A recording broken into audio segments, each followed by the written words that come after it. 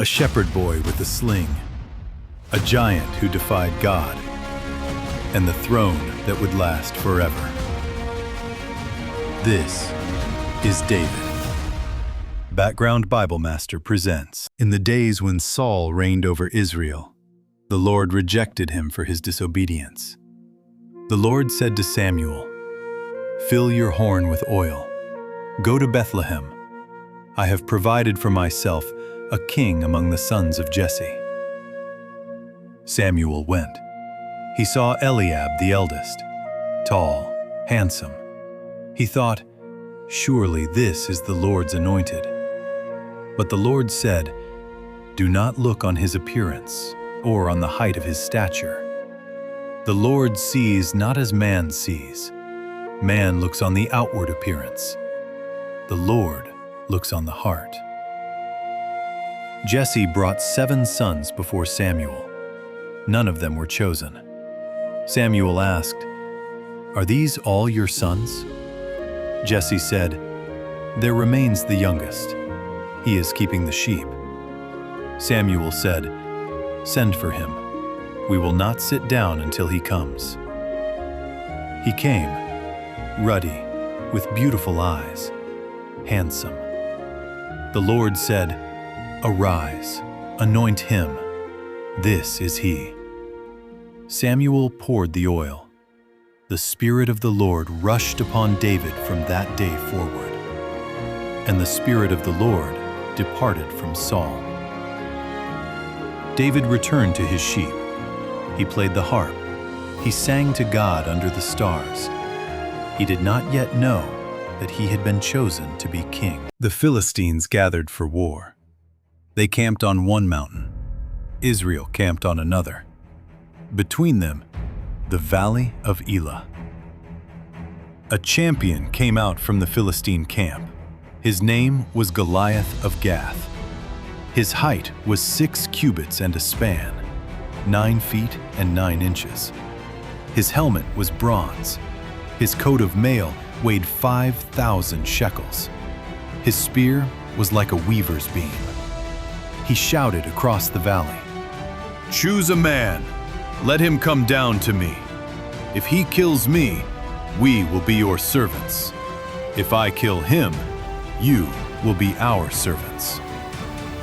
For 40 days, morning and evening, he roared his challenge, and no man in Israel dared to answer. Jesse sent David with bread and cheese to bring news of his 3 older brothers. David arrived. He heard the giant. He asked, "Who is this uncircumcised Philistine that he should defy the armies of the living God?" They brought him to Saul. David said, "Let no man's heart fail because of him. Your servant will go and fight with this Philistine." Saul said, "You are not able. You are but a youth. He has been a man of war from his youth." David said, "When I kept my father's sheep, a lion came and a bear, and took a lamb from the flock. I struck them. The Lord delivered me from the paw of the lion and the bear. He will deliver me from the hand of this Philistine." Saul said, "Go. The Lord be with you." Saul tried to clothe David in armor, bronze helmet, coat of mail. David tried to walk. He could not. He said, "I cannot go in these. I have not tested them." He took them off. He took his staff. He went to the brook. He chose 5 smooth stones. He put them in his shepherd's bag. With his sling in his hand, he drew near the Philistine. Goliath looked. He saw a boy, ruddy, handsome. He despised him. He said, "Am I a dog that you come to me with sticks? Come to me, and I will give your flesh to the birds of the air and the beasts of the field." David answered, "You come to me with sword and spear and javelin, but I come to you in the name of the Lord of hosts, the God of the armies of Israel, whom you have defied. This day the Lord will deliver you into my hand. I will strike you down. I will cut off your head. The carcasses of the host of the Philistines I will give to the birds of the air and the beasts of the earth, that all the earth may know that there is a God in Israel. The battle is the Lord's." The Philistine moved forward. David ran toward the battle line. He put his hand in his bag. He took out a stone. He slung it. The stone sank into the giant's forehead. The giant fell on his face to the ground.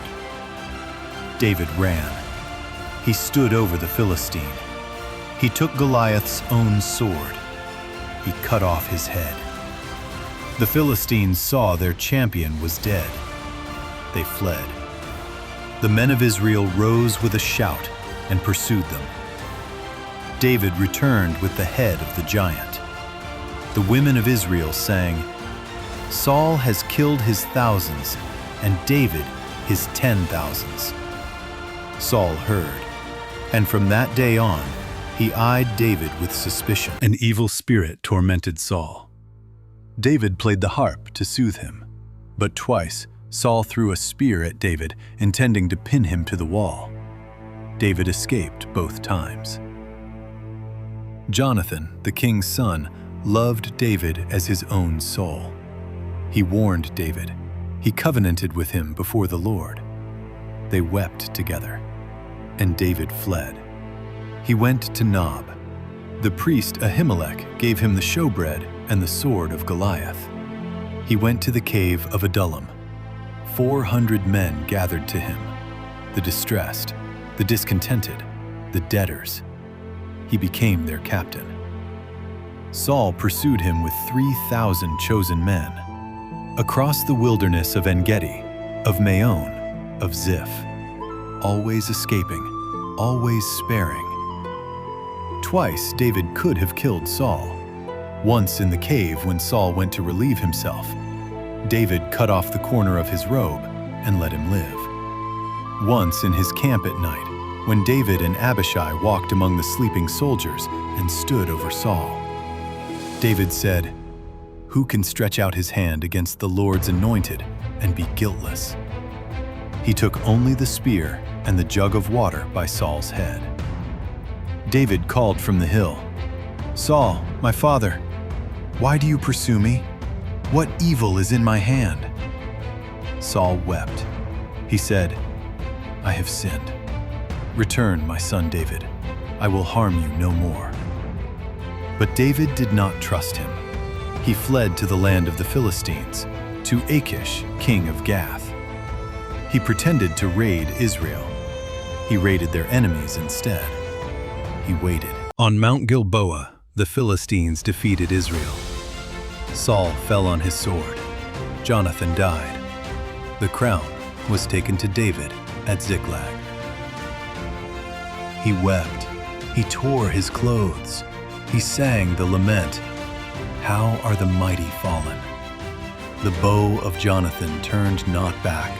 The sword of Saul returned not empty. Saul and Jonathan, beloved and lovely, in life and in death, they were not divided. The men of Judah anointed David king at Hebron.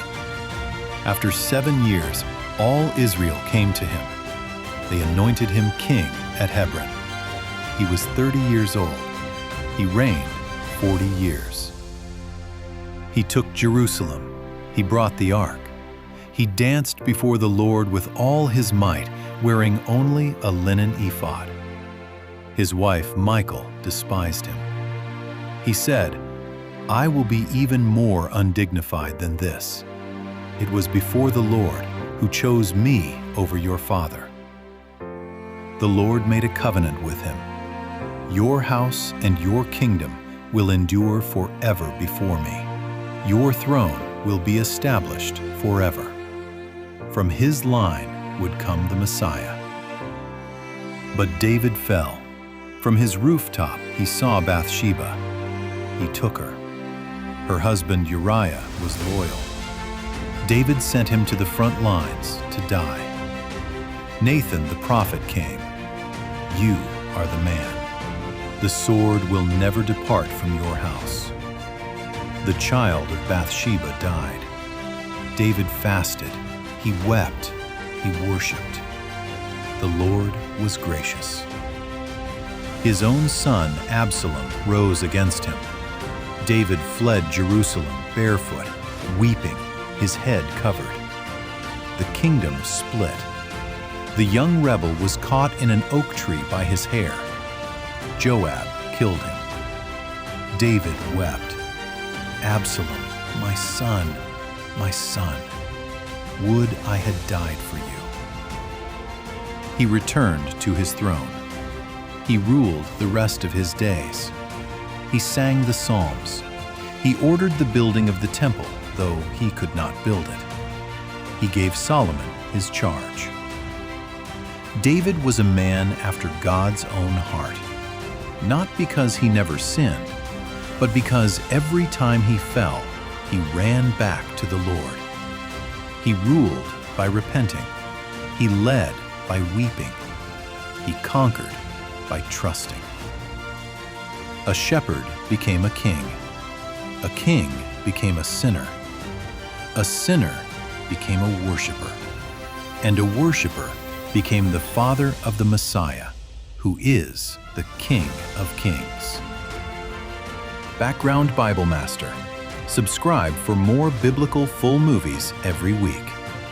The shepherd's heart is still the throne, God. Background Bible Master. Next, Solomon, the wisest man who ever lived. Subscribe, share. The shepherd's heart is still the throne God seeks.